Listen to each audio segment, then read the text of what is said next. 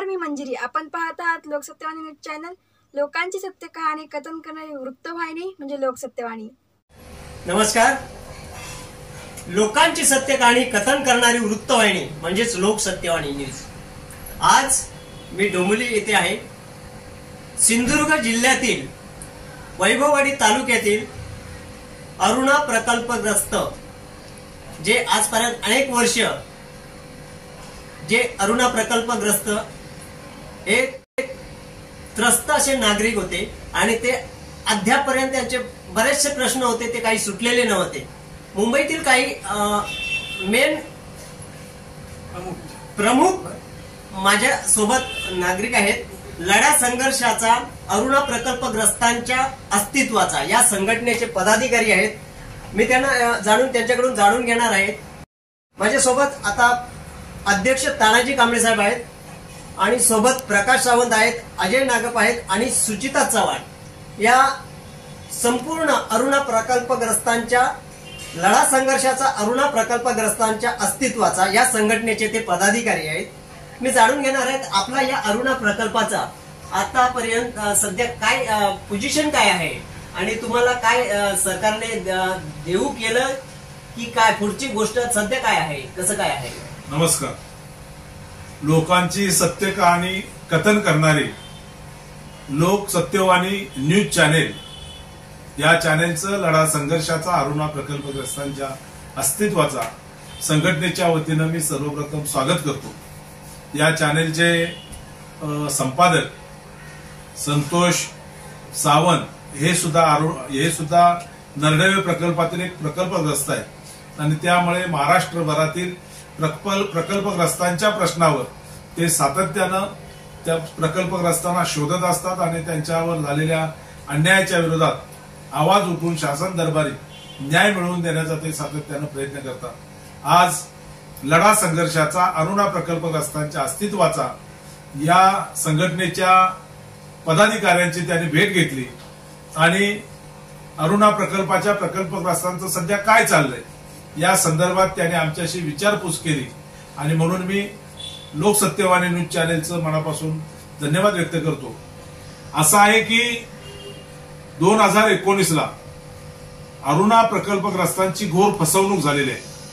अरुणा प्रकल्पग्रस्तांचं पुनर्वसन न करता प्रकल्पग्रस्तांना गावातून हुसकावून लावून किंवा गावातील काही लोकांना मॅनेज करून दलाल समिती असलेल्या पुढाऱ्यांना पुढे करून प्रचंड असा त्या ठिकाणी गोंधळ झालेला आहे आणि प्रकल्पग्रस्तांची घोर फसवणूक झाली. परंतु आमचे हे जे सगळे सहकारी आहेत, आम्ही सगळ्यांनी निर्णय घेतला की कायद्याप्रमाणे पुनर्वसन झाल्याशिवाय गाव सोडायचं नाही आणि त्याप्रमाणे आम्ही गाव सोडलेलं नाही. परंतु इकडे प्रकल्पाची गळभरणी झाली होती आणि बेकायदेशीरपणे पाणी साठा करून 9 आणि 10, 7 आणि 8, 9, 10 या 3 दिवस जूनला पाऊस झाला आणि धरणाचं पाणी गावात घुसलं आणि जे लोक पुनर्वसन झाल्याशिवाय गाव सोडणार नाही अशी ज्यांनी भूमिका घेतली होती ते लोक गावातच होते. रात्री 2 वाजता गावात पाणी भरलं, घरात पाणी भरलं आणि लोक जीव वाचवण्यासाठी गावातून बाहेर पडलेले आहेत. आता गावातून बाहेर पडल्यानंतर तर 2019ला आमच्या धरणामध्ये आमची घरं बुडाल्यानंतर आम्ही लढा संघर्षाचा अरुणा प्रकल्पग्रस्तांच्या अस्तित्वाचा या संघटनेच्या माध्यमातून प्रकल्पग्रस्तांना संघटित करून आम्ही एक त्या ठिकाणी लढा उभारला. 15 ऑगस्टला एक प्रचंड मोठं असं आंदोलन आम्ही जिल्हाधिकारी कार्यालयावर केलं.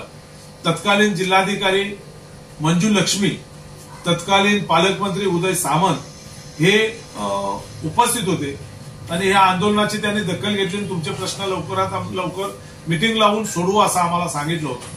परंतु पुढे काय झालं नाही. सरकार बदललं आणि अरुणा प्रकल्पग्रस्तांची ससेउलपट चालू आहे. ज्या नागरी सुविधा द्यायच्या होत्या, जे सुसज्ज पुनर्वसन करायचं होतं, यातली नीटनेटकी अशी कोणतीही गोष्ट झालेली नाहीये आणि त्यामुळं सुरुवातीच्या 19 पासून आम्ही प्रचंड मोठं हे आंदोलन सगळं चालवलं. परंतु अलीकडच्या या 6-4 महिन्यामध्ये आम्ही सातत्यानं 3-4 वर्ष गावात थांबून या प्रकल्पग्रस्तांवर झालेल्या अन्यायाच्या विरोधात झगडतो भांडत आहोत. परंतु 3-4 वर्ष गावातच राहिल्यामुळं आम्हाला मुंबईला येणं, आमचा कामधंदा करणं आम्हाला भाग पडलं आणि म्हणून गेल्या 4-6 महिन्यामध्ये आमचं आंदोलन थोडंसं स्थगित झालेलं आहे. परंतु शासन दरबारी जो काय पाठपुरावा करायचा आहे, जे आमचे काही प्रश्न आहेत ते शासन दरबारी आम्ही सातत्यानं मांडत आहोत. आम्ही शासनाकडे पाठपुरावा करत आहोत. आमच्या ज्या प्रमुख मागण्या आहेत त्या प्रमुख मागण्यांपैकी मी आपल्याला सांगेन की अरुणा प्रकल्पात 130 लोकांची धरणाच्या पाण्यामध्ये घरं बुडालेली आहेत आणि राहती घरं बुडालेली आहेत आणि त्या घरांची नुकसान भरपाई मिळावी ही आमची प्रमुख मागणी आहे. आता प्रशासनाचं कधी कधी म्हणणं असतं की आम्ही तुमच्या राहत्या घराचे पैसे दिलेले आहेत. परंतु प्रशासनाला मी सांगेन, तुम्ही राहत्या घराचे जे काही पैसे दिले, खरं तर 2013च्या नव्या कायद्याप्रमाणे तुम्ही आम्ही पात्र असताना द्यायला पाहिजेत ते तुम्ही दिलेले नाहीत आणि तुम्ही आम्हाला पैसे दिलेत 1894च्या कायद्यात. म्हणजे आजच्या भावानं आमच्या घराची किंमत जर 25 लाख झाली असती तर तुम्ही 1894च्या कायद्याने आम्हाला नुकसान भरपाई दिल्यामुळं त्या घराची किंमत 5 लाख झाली आणि 5 भाव त्याच्यामध्ये वाटेकरी, म्हणजे प्रत्येकाच्या वाटणीला 1 लाख आले.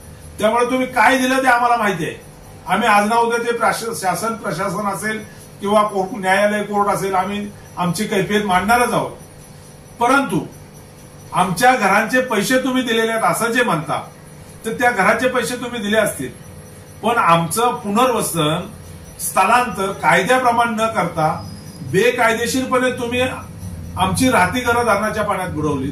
त्यामुळं आमचं घरदार असेल, आमचा संसार असेल, आमची भांडेकुंडे असतील, आमची जनावरं असतील, हे जे काय सगळं होतं ते धरणाच्या पाण्यामध्ये बुडवण्याचा पुनर्वसन कायद्याने तुम्हाला अधिकार नव्हता आणि तो बेकायदेशीरपणे आमची घरं बुडवलेली आहेत तुम्ही. आणि त्यामुळं आमच्या घरांची, राहत्या घरांची नुकसान भरपाई आम्हाला मिळाली पाहिजे ही आमची मागणी आहे. मी आपल्याला सांगेन की अगोदरचे अधिकारी बदलून गेलेले दुसरे त्यांच्या जागेवर आले तेव्हा त्यांनी कानावर हात घेतला की आम्हाला काय माहिती नाही तुमची घरं बुडाली की नाही, आम्ही काय करू शकत नाही. परंतु महाविकास आघाडीचं सरकार सत्तेवर आलं. विशेष करून शेतकरी नेते अशोक जाधव साहेब आणि त्यांच्या माध्यमातून महाराष्ट्र राज्याचे तत्कालीन महसूल मंत्री बाळासाहेब थोरात यांनी प्रशासनाला अधिकार दिला की धरणाच्या पाण्यातून बुडालेली घरं सध्या बाहेर आलेली आहेत आणि त्यामुळे त्या घरांचा तुम्ही पंचनामा करा. प्रशासनानं एकही घर बुडालं ना अशी जी भूमिका घेतली होती ती प्रशासनामुळे, म्हणजे बाळासाहेब थोरातांच्यामुळं, अशोक जाधव साहेबांच्यामुळे अरुणा प्रकल्पग्रस्तांची धरणाच्या पाण्यात बुडालेल्या घरांची पंचनामे झाले आणि आमचं म्हणणं होतं की 130 घरं धरणाच्या पाण्यात बुडालेली आहेत. परंतु 130 पैकी सुमारे 70-75 घरं, अजय बरोबर ना, सुमारे 70-75 घरं ही धरणाच्या पाण्यातून बाहेर आलेली होती. उर्वरित आम्ही जे म्हणतो 130, ती 70-75च्या नंतर जी होती ती पाण्यामुळे आणि 3-4 वर्ष पाण्यात राहिल्यामुळे जमीनदोस्त झालेली होती. परंतु प्रत्यक्षात 70-75 घरांचे पंचनामे झालेले आहेत आणि ज्या बुडालेल्या घरांचे, राहत्या घरांचे पंचनामे झाले त्या घरांची नुकसान भरपाई मिळाली पाहिजे अशी आमची मागणी आहे. आता अलीकडच्या काळामध्ये महाविकास आघाडी गेली आणि नामदार एकनाथ शिंदे साहेबांच्या नेतृत्वाखाली नवं सरकार आलं. आम्हाला अजून त्यांच्यापर्यंत पोहोचता आलं, पण आम्ही पोहोचणार आहोत. तर हा आमचा पहिला प्रश्न आहे. त्याच्यानंतर आमचा दुसरा प्रश्न आहे की शासनाच्या गाईडलाईन्स होत्या अरुणा प्रकल्पग्रस्तांना 2013च्या नव्या भूसंपादन कायद्याप्रमाणे नुकसान भरपाई द्या. तर आम्हाला 1894च्या कायद्याने नुकसान भरपाई दिलेली आहे आणि आमची घोर फसवणूक केलेली आहे. म्हणून आमची मागणी आहे की 1894च्या नव्या कायद्याप्रमाणे आम्हाला उर्वरित आमची जे मूल्यांकनाची रक्कम आहे ती शासनानं दिली पाहिजे ही आमची दुसरी मागणी आहे. 2013च्या नव्या भूसंपादन कायद्याप्रमाणे अरुणा प्रकल्पग्रस्तांना नुकसान भरपाई दिली असती तर आम्हाला बऱ्यापैकी 2 पैशाचा मोबदला अधिक मिळाला असता. 1894च्या कायद्यानं नुकसान भरपाई दिल्यामुळं आमचे अतोनात असं सरकारने नुकसान केलेलं आहे आणि म्हणून आम्हाला 2013 आम्ही पात्र आहोत. शासनाच्या गाईडलाईन्स आहेत, आमच्याकडे नगर विकास विभागाचं तसं पत्र आहे आणि त्यामुळे नव्या कायद्याप्रमाणे उर्वरित मोबदला रक्कम आम्हाला मिळाली पाहिजे. आमची तिसरी मागणी अशी आहे की पर्यायी शेत जमीन जी होती ती प्रत्येक शेतकऱ्याला 65% रक्कम भरून पर्यायी शेत जमिनीसाठी अर्ज करा असं शासनानं सांगितलं. पण याच्यामध्ये सुद्धा जिल्हा प्रशासनानं लबाडी केली, आमची फसवणूक केली. ती अशी फसवणूक केली, एक तर लोकांना मिळाले 1 लाख, 1.5 लाख, 2 लाख रुपये आणि त्याच्यातली 65% रक्कम भरायची पर्यायी शेत जमिनीसाठी. मग उर्वरित जमिनीमध्ये घरं काय बांधायची, वास्तव्य काय करायचं आणि पुनर्वसनात गेल्यानंतर खायचं काय आणि कुठून चालवायचं कसं, याची भ्रांत प्रकल्पग्रस्तांना पडल्यामुळे प्रकल्पग्रस्तांनी ही 65% रक्कम भरलेली नाही. ज्यांनी 65% रक्कम भरली ते डवरी जोशी पांढरपट्टेचे जे लागेबंदे असलेले दलाल होते नाही का, जे दलाल होते त्या लोकांची 65% रक्कम भरली, त्यांची 65% रक्कम भरली आणि या प्रशासनानं त्यांच्याशी लागेबंदे असलेले जे दलाल होते त्यांच्याबरोबर ते आणि त्यांच्या बरोबरचे जे लोक होते त्यांची 65% रक्कम भरून घेतली. पण ही 65% रक्कम भरली म्हणजे काय केलं, जमिनीच्या अजा कसं आहे ते शेत जमिनीच्या 65% शेत बोल फक्त त्याच्या जमिनीचे जे पैसे आले होते त्या जमिनीच्या पैशात ते 65% रुपये पैसे भरायचे होते. आणि लोकांना त्याची फसवणूक केली त्याने की तुम्ही संपूर्ण रकमेच्या 65% भरा. त्यामुळे लोकांना 65% भरले, त्याच्या हातात काही शिल्लक राहत नव्हतं आणि त्यामुळे ही फसवणूक झाल्यामुळे लोकांनी पैसे भरलेले नाही. तर ही 65% रक्कम आता प्रकाशने आणि अजयने सांगितलं तो तसा प्रकार आहे. लोकांना वाटलं की 65% म्हणजे मिळालेल्या रकमेतून 65% आणि या डवरी जोशी पांढरपट्टेशी जे लागेबंदे ज्यांचे होते त्यांना मात्र समजून सांगितलं की जमिनीच्या शेत जमिनीच्या 65% रकमेतील 65%. तर ती रक्कम अगदी तुटपुंजी होती हो, 10-15 हजार, 25,000, 50,000 एवढी होती. आणि तेवढी रक्कम जर सगळ्या प्रकल्पग्रस्तांनी भरली असती तर आज प्रकल्पग्रस्तांना त्याच्या बदल्यात जमीन मिळाली असती. आणि आता जे उघड्या जागेवर जाऊन प्रकल्पग्रस्तांचं जे स्थलांतर केलंय तर मिळालेल्या जमिनीमध्ये काहीतरी शेतीभाती करून त्यांचा उदरनिर्वाह झाला असता. आज जवळजवळ 75% लोकांना या गफलतीमुळे शेतजमीन मिळणार नाहीये. तर आमचं म्हणणं आहे की 65% रक्कम अजून सुद्धा भरून घेऊन प्रकल्पग्रस्तांना पर्यायी शेतजमीन तुम्ही दिली पाहिजे. त्याच्यानंतर आपली पुढची मागणी आहे सुसज्जेचे पुनर्वसन शासनाच्या गाईडलाईन आहेत त्याप्रमाणे ते झालेलं नाहीये. शासनाच्या वरिष्ठ अधिकाऱ्याने कधी पण कुणी पण यावं आणि ते बघावं काय पुनर्वसन तयार केलेलं आहे ते. आणि त्यामुळे हा पुनर्वसन बोगस आहे. पुनर्वसन जाऊन बघितलं पाहिजे आणि सुसज्ज असं पुनर्वसन आम्हाला दिलं पाहिजे. निवासी भूखंड 19, 20, 21, 22, 23 5 वर्ष झाले तरी सुद्धा अद्याप सुद्धा एक 700-750 लोकांना निवासी भूखंड दिलेले आहेत. 8, 9, 10 साधारण 350 लोक 1047 पैकी 750 बोल प्रकाश जरा बोला 1047 भूखंडापैकी 750 लोकांना दिले म्हणजे जवळपास 400 लोकांना त्याने अजूनही भूखंड दिले नाहीत. आणि जेव्हा घळभरणी झाली पूर्ण गाव जेव्हा आमचं बुडालं पूर्ण त्यावेळी फक्त 68 लोकांना त्याने भूखंड दिलेले होते. मग ह्यांनी किती आमचं पुनर्वसन केल्यानंतर पाणी साचवलं किंवा घळभरणी केली याच्यावर आपला अंदाज येतच आहे. म्हणजे एकंदरीत वेळोवेळी शासन अनेक प्रकल्पग्रस्तांना अशाच पद्धतीने त्यांची फसवणूक केली जाते की काय. कारण नरडवे प्रकल्प असाच एक नरडवे प्रकल्प आहे कणकवली तालुक्यातील, तोही असा त्यात मी एक पत्रकार या नात्याने काही माझ्या प्रकल्पग्रस्तांना मी विचारले असता, धरणग्रस्तांना तेथील विचारले असता त्यांनाही असंच म्हणाले होते की 65% संदर्भात जे आता हे चर्चेले जात आहे तो 65%चा लोकांना माहीतच होत नव्हते. 65% भरल्यामुळे काय होतं, आता मिळालेल्या रकमेच्या 65% भरावे की कसं भरावे याची संपूर्ण त्या अधिकाऱ्यांनी माहिती दिलेली नव्हती. तोच हा प्रश्न आता इथे उद्भवत आहेत यांच्या म्हणण्यानुसार. त्यामुळे लोकांची त्यावेळी पैसे ते भरले गेले नाहीये. नरडवे प्रकल्पग्रस्तांमध्ये सुद्धा हाच संभ्रम असल्यामुळे तेथील लोकांनी तेथे पैसे भरले नाहीत असे मला एका माझ्या मुलाखतीत मला एका काही प्रकल्पग्रस्तांनी बोलून दाखवले होते.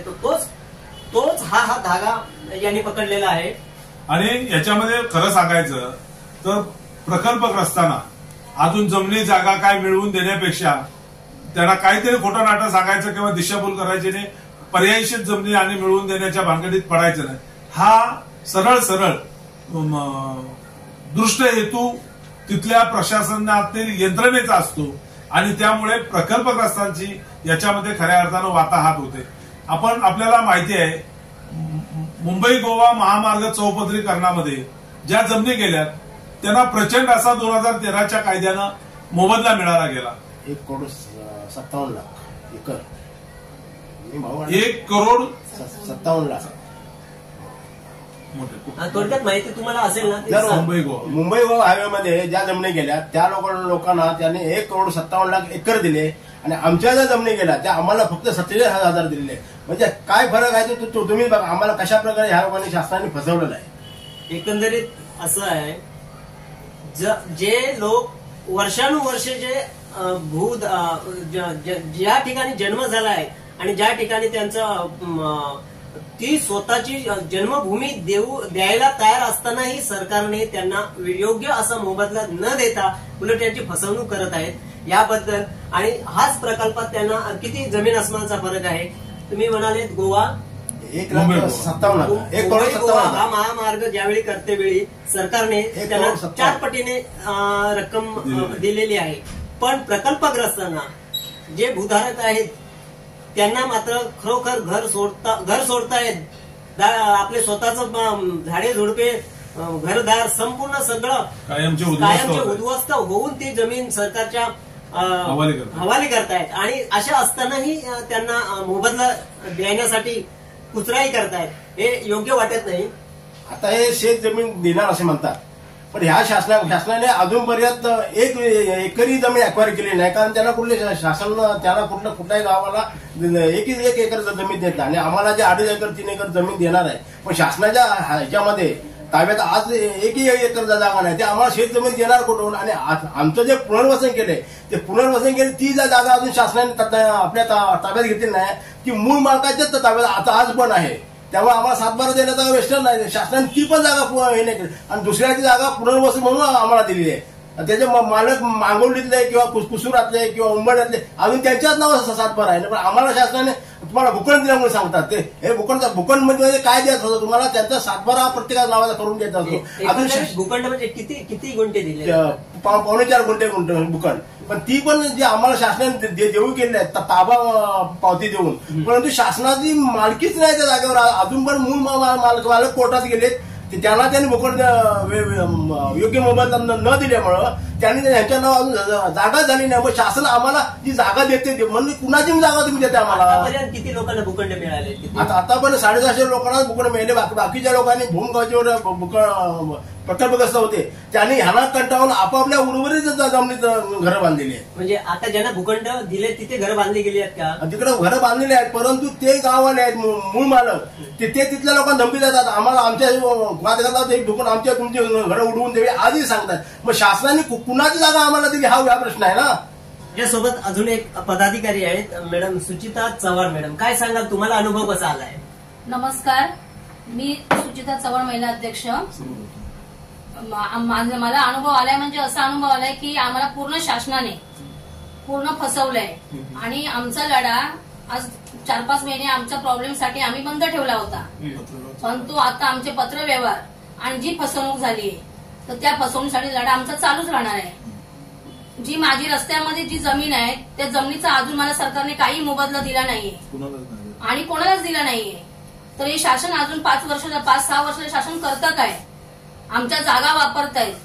परत आमची बुडीत जे क्षेत्र आमचं गेलंय, पाण्याची पातळी वरती आली आणि आमची जी बुडीत क्षेत्र गेलंय त्या बुडीत क्षेत्राचाही अजून काय त्यांनी विचार करत नाहीये.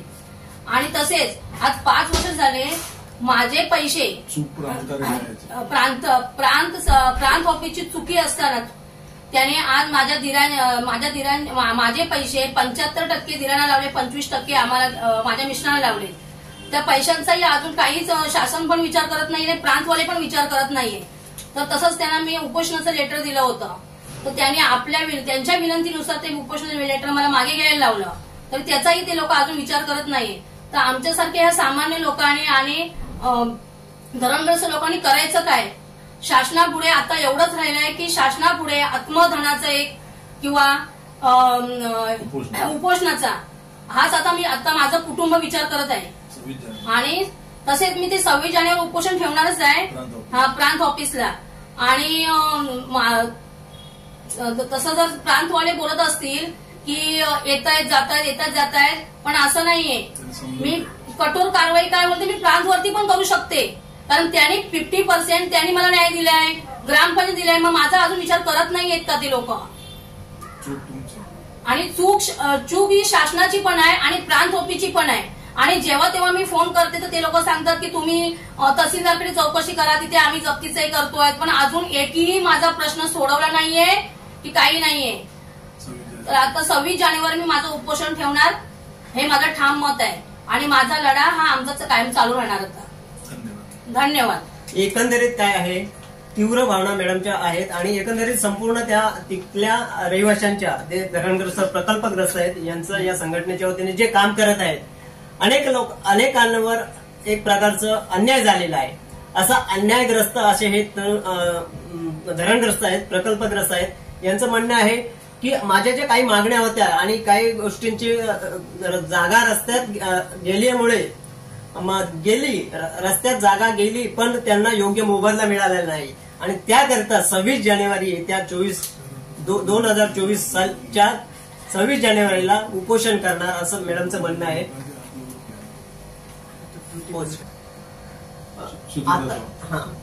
मॅडम आता जर धरण सध्या भरलेलं आहे हो तसं असताना पण तो धरण भरून आता त्याचा उपयोग कुठे आणि कोणत्या कामासाठी होतोय? त्याचे कालवे वगैरे काढले आहेत का? हे शासनाने ना कालवे तयार नसताना धरणाची घरभरणी केली आणि 130 घरं आमची पाण्याखाली बुडवली आणि आमचे पूर्ण संसार उद्ध्वस्त करून या सरकारने टाकलं. आणि उद्ध्वस्त केल्यानंतर 3 वर्ष ती घरं पाण्यात होती आणि पाण्याचा आम्ही निचरा पण केला नाहीये.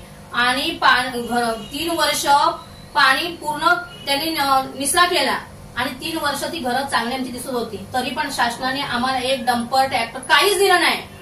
आमचे सामान, सगळ्या वस्तू, मौल्यवान वस्तू, देव धर्म सगळं आमचं पाण्यात डुबालं आणि पूर्ण आम्हाला उद्ध्वस्त करून टाकलं. आणि तरीही अजून कोणत्या गोष्टीचा पैसा अडका किंवा आम्हाला जिथे नेऊन टाकलंय तिथे आम्हाला कसली अजून सुखसोयी पण नाही. निदान पाणी एकंदरीत दयनीय अवस्था आहे. म्हणजे कसं आहे तुमचं देवधर्म पण तुम्हाला उचलायला दिलं नाही? नाही काहीच नाही. आमचे कपडे, लता, दागिने, देवधर्म सगळं आमचं पाण्यात. तरी पण तो सरकार अजून विचार आमचा करत नाहीये. हे असं पुनर्वसन, आधी पुनर्वसन नंतर धरण, पण हे शासनाने आमचं उलट करून आमचं उद्ध्वस्त, आम्हाला पूर्ण उद्ध्वस्त केलंय. आणि घराघरामध्ये, भावाभावांमध्ये, बहिणीमध्ये वाद आणि भांडणं सोडून दिले. त्याच्यामुळे पैशाचा पण मोबदला अजून काही मिळाला नाही. शासन कशा लेव्हलने काम करत आहे हे प्रेक्षक हो आपण पहा. अशा पद्धतीने हे जे कामकाज आहे ते खरोखरच या अरुणा प्रकल्पग्रस्तांच्या बाबतीत जे घडले आहे हे असं कोणत्याही दुसऱ्या प्रकल्पग्रस्तांच्या बाबतीत घडू नये. खरोखरच जागरूक राहणं गरजेचं आहे. प्रत्येक प्रकल्पग्रस्तांनी हे एक्झाम्पल, हे एक उदाहरण घेऊन अरुणा प्रकल्पग्रस्तांवर जो अन्याय झाला त्याच पद्धतीने इतर प्रकल्पग्रस्तांवरही होऊ शकतो हे शाश्वत आहे. आणि त्याकरता प्रत्येक प्रकल्पग्रस्तांची एकजूट असणे गरजेचं असतं. कालवे तयार नसताना 5 वर्ष धरण पूर्ण भरून ठेवलंय. पाण्याचा कुठेही वापर होत नाही. पाऊस आला की ते पाणी धरणाच्या काय सांडव्यातून बाहेर जातं, कारण मुळात धरणे भरलंच आहे. वापर कुठे नाही. याचं कारण एवढंच होतं, यांचे तिथले स्थानिक पुढारी आहेत त्यांची खोटी झाडं झाडं 800 जांभळी झाडं, 400 काजू झाडं यांची मुळात हीच नव्हती. त्यांची झाडच नव्हती जागेवर, परंतु त्यांनी लावून 80 लाख 90 लाख अशी पैसे घेतली होती. आणि ते प्रकरण उघडकीस येणार होतं म्हणून त्या लोकांनी ते सगळं झापण्यासाठी, पुढाऱ्यांचं काही करण्यासाठी म्हणून त्यांनी ते घरभरणी केली आहे. नाही तर कालवा आता तयार नाही आणि 10 वर्ष तरी कालवा तयार नाही. त्याबरोबर स्थानिक पुढारी चोर पुढारी होते त्यांना काय केलं, त्रुटी अहवाल म्हणून एक प्रकार काढला त्यांनी. आमच्यातला एक पुढारी आहे तो दाताराम नागप म्हणून, त्याची बहीण 25 वर्ष आज गावातच नव्हती आणि तिच्या नावाने 19.5 लाख रुपये त्रुटी अहवाल. पण तिथे काय त्रुटी राहिली होती हे तर कळायला पाहिजे होतं ना. अशा प्रकारे त्या त्रुटी अहवाल हा त्यांच्या पुढारी त्यांना समर्थन करणाऱ्या लोकांना फक्त खुश करण्यासाठी विषय होता आणि लोकांना थोडं गप्प करण्याचा विषय होता. त्यांच्या हाताखाली काही लोक होती, पण आम्ही त्यांच्या हाताखाली लोक नव्हतो. आम्हाला खरी वास्तवता काय होती माहित होती, म्हणून आम्ही त्यांच्या विरोधात लढा पुकारला. आमचा लढा काही बंद झालेला नाही. आता आमची मुंबईला जरी आलो असतो आर्थिक याच्यामुळे, तरी आमची परिस्थिती आता व्यवस्थित आहे. आम्ही आता अर्ज केला आणि पुढे आम्ही आता गावी जाऊन तीव्र आंदोलन करण्याच्या तयारीत आहोत. आम्हाला पुढे कुणी येऊन आमदार खासदार होते सगळ्यांना आम्ही गेलो नाही, कुणी आम्हाला आमंत्रण दिलं नाही. यापुढे कुणी आला तर आमची काही स्टेप घेण्याची तयारी आहे. आता खरं तर हा जो त्रुटी अहवाल आहे याच्यामध्येच खरी तर गंमत आहे. आता जसं आमच्या प्रकाश सावंतांनी सांगितलं की हे जे दलाल पुढारी आहेत त्यांचे जे समर्थक होते अशाच 100-150 लोकांना मोबदला वाटून झाल्यानंतर 2-4 महिन्यानंतर हे घर काढण्यासाठीचं गिफ्ट म्हणून 5 लाखापासून 19.5 लाखापर्यंत त्रुटीच्या नावाखालच्या मोबदला रकमा त्यांना वाटण्यात आल्या. आम्ही प्रशासनाला विचारलं की बाबा ह्या त्रुटी यांच्या कधीच्या, तर ते म्हणाले 2012च्या. आणि 2012च्या जर त्रुटी असतील तर त्या मोबदल्याच्या रकमेमध्ये झाल्या पाहिजे होत्या ना. ही वेगळी रक्कम कशी आली? तो त्याला चूक झाली की तो त्यांना त्रुटी अहवाल हा सर्वे जो होता राहू देत ना. जर तू अशी त्रुटी अहवाल त्याने त्रुटी अहवाल जो होता त्यांना आम्ही विचारला असता. त्याने सांगितलं हा त्रुटी अहवाल 2011 झालेला आहे. तुम्ही अहवाल कधी काढला? 2012 मध्ये. मग त्रुटी अहवाल 2011-12च्या अहवाल मध्ये का नाही ऍड झाला? ह्या प्रश्नाचं उत्तर त्यांच्याकडे आजही नाही आहे. म्हणजे या त्रुटी अहवाल हा त्याने वेगवेगळ्या केलेला ठराविक लोकांना मिळून केलेला आहे आणि त्यांना ते गिफ्ट दिलेलं आहे. अशा पद्धतीनं हा सगळा तिथला घोळ झालेला आहे. अगदी गंमत म्हणून परत एकदा सुचिता चव्हाण असतील, प्रकाश सावंत असतील यांचा मुद्दा परत एकदा मी आपल्याला स्पष्ट करतो की हे जे कालवे आहेत धरणाचं पाणी अडवल्यानंतर ते दुसऱ्या वर्षापासून कालव्याच्या माध्यमातून इतर गावांमध्ये ते पाणी पोहोचलं पाहिजे आणि त्या पाण्याचा उपयोग शेतीसाठी झाला पाहिजे. 2019ला हे पाणी अडवलेलं आहे, घळभरणी केलेली आहे आणि गावाचं स्थलांतर केलेलं आहे. 19, 20, 21, 22, 23 आता 5 वर्ष झाली तरी सुद्धा जर धरणाचे कालवे पूर्ण होणार नसतील तर मग इतक्या घाई गडबडीत तुम्ही गावाचं पाणी भरलं का, गावाला उठवलात का आणि लोकांचं नुकसान का केलं? हा खरा तर आम्हा प्रकल्पग्रस्तांना पडलेला प्रश्न आहे. एकंदरीत हे एवढी घाईघाई करून 4-5 वर्ष हा पाणी आता त्या तिथल्या धरणामध्ये साचवलं गेलेलं आहे. पण त्याचा साध्य काय केलं आपण? शासनाने यातून साध्य काय केलं? एकंदरीत तेथील जनतेचं नुकसान झालेच आहे, पण त्यातून त्यांना मिळालं काय आणि शासनाला मिळालं काय? आणि अजून एका गोष्टीचं सांगतो शासनाला म्हणजे मिळालं काय. आम्ही प्रकल्पग्रस्तांनी मानव अधिकार आयोगाकडे कंप्लेंट केली होती. मानव अधिकार आयोगाला मी जबाबदारी सांगतो की दौरी जोशी, पांढरपट्टे या अधिकाऱ्यांनी मॅनेज केलं. आम्ही मानव अधिकार आयोगाला बुडालेल्या घरांचे फोटो, छायाचित्र, बुडालेल्या घरांची वर्तमानपत्रांच्या बातम्या हे सगळं मटेरियल आम्ही जोडून दिलं. तरी सुद्धा मानव अधिकार आयोगानं आमचं एक पण घर बुडालं नाही अशा तऱ्हेचा आमच्या विरोधात निर्णय दिला. आणि त्याच्यानंतर दौरी जोशी, पांढरपट्टे जे होते त्यांनी गुडघ्याला बाशिंग बांधून आपल्या बाजून निर्णय झाला म्हणून फार त्याने आपली पाठ थोपटून घेतली. मला दौरी जोशी, पांढरपट्टेंना विचारायचं आहे, मला मानव अधिकार आयोगाला विचारायचं आहे, तुम्ही जर आम्ही पुरावे देऊन सुद्धा एक पण घर बुडालं नाही असा जर निर्णय देणार असाल तर मग महसूल मंत्री बाळासाहेब थोरात यांच्या आदेशानं जिल्हा प्रशासनानं बुडालेल्या घरांचे जे पंचनामे केले त्याच्यामध्ये 70-75 घरांचे जे पंचनामे झाले ती घरं, मग एक पण घर बुडालं नाही तर ही 75 घरं कुठून आली? म्हणजे सांगायचं झालं तर हा जो डवरी कार्यकारी अभियंता आहे की ज्याच्यावर प्रकल्पाची जबाबदारी आहे त्यानं अशा पद्धतीनं काही गोष्टी मॅनेज करून आपल्या बाजून निर्णय लावून घेऊन प्रकल्पग्रस्तांना उद्ध्वस्त करण्याचं काम या ठिकाणी केलेलं आहे. आता जे आमची बुडालेली घरं आहेत त्या बाबतीत आम्ही मुख्यमंत्र्यांशी भेट घेऊन भेट घेणार आहोत आणि ज्यांचे पेमेंट मिळणार नाहीत किंवा शेत जमीन मिळणार नाही, ज्यांचे घर भूखंड मिळाले नाही, परत घरं बुडाले परंतु ज्यांचे पंचनामे झाले नाहीत, असे सगळ्यांचे वैयक्तिक फॉर्म भरून घेणार आहोत आम्ही. आणि ते फॉर्म आम्ही अजय नागावकडे फॉर्म भरून द्यायचे सर्वांनी, ज्यांना कोणाला गरज आहे त्याने. आणि यापुढे आम्ही तीव्र आंदोलन त्या विषयावर चालू करणार. तक्रार अर्ज भरण्यासाठी अजय नागाव यांच्याशी संपर्क साधून आपण त्यांच्याशी फॉर्म भरून द्यावे. तर लढा संघर्षाचा अरुणा प्रकल्पग्रस्तांच्या अस्तित्वाचा या संघटनेच्या पदाधिकाऱ्यांशी संपर्क साधून या चॅनेलचे संपादक संतोष सावंत यांनी आमचे प्रश्न जाणून घेतले, आमचे प्रश्न ऐकून घेतले, आमच्याशी संवाद साधला. त्याबद्दल लढा संघर्षाचा अरुणा प्रकल्पग्रस्तांच्या अस्तित्वाचा या संघटनेच्या वतीनं आम्ही लोकांची सत्य कहाणी कथन करणारी लोकसत्यवाणी न्यूज चॅनेल या चॅनेलचं मनपूर्वक अभिनंदन करतो, मनपूर्वक आभार मानतो. आणि अरुणा प्रकल्पग्रस्तांना त्यांनी आपल्या या न्यूज चॅनेलच्या माध्यमातून न्याय देण्याचा प्रयत्न करावा अशी विनंती करतो. धन्यवाद.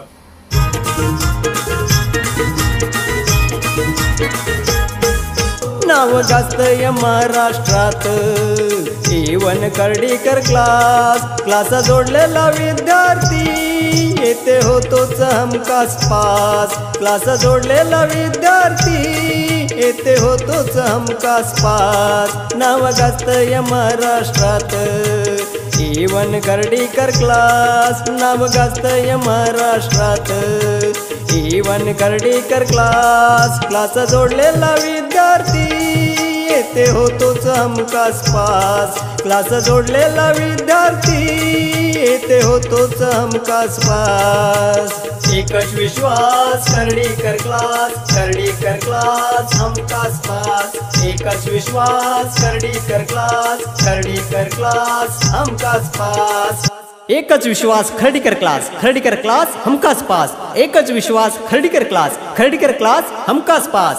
आजच प्रवेश करा. संपर्क 9820627580. दुसरा नंबर 9820904646.